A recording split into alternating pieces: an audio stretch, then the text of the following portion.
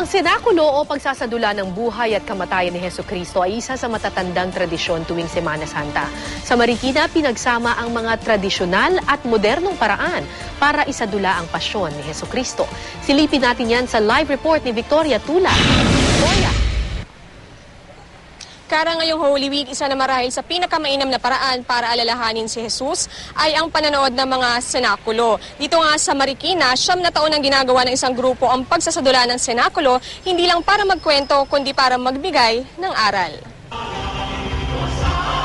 Nagdiwang ang lahat pagdating ni Jesus sa Jerusalem.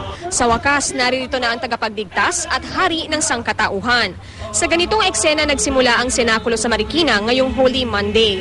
Ang senakulo ay pagsasadula ng naging buhay at pagkamatay ni Jesus para mailigtas ang sambayanan.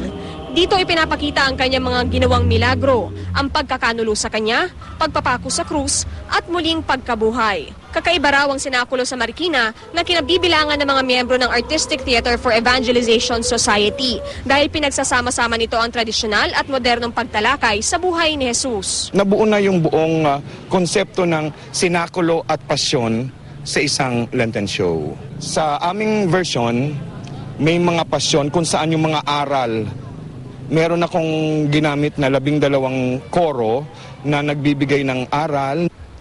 2 buwan daw pinaghandaan ng grupo ang senakulo. Si Richard unang beses nagaganap bilang Hesukristo. Nakakakaba pero idinadaan niya raw sa panalangin ang mahusay na pagganap sa karakter. Fulfillment kasi yun nga, pag naipakita mo sa tao at naparamdam mo sa tao na kung gaano yung hirap na dinanas ng ating Panginoon at naramdaman nila yun, yun yung achievement or fulfillment na pwede mo makuha.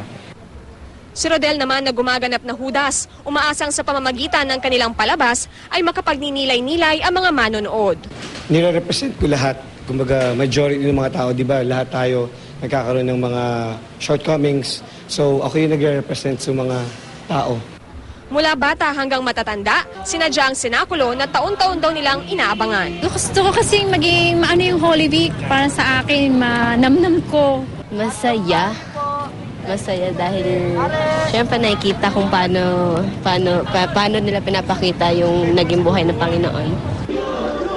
Kara pasado 9:00 nang matapos ang senakulo dito sa Marikina na talaga namang sinadya o dinagsa ng mga manonood. Kara?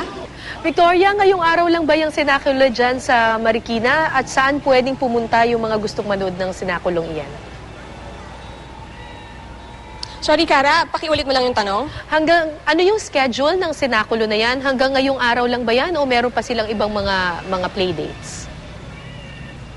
Medyo espesyal, Kara, yung senakulo dito sa Marikina na ginagawa nga ng grupo na ating nakunan dahil one-day presentation lang ito. Kaya naman talaga todo bigay yung mga nag-perform at talaga namang dinagsarin ng mga manonood, Kara.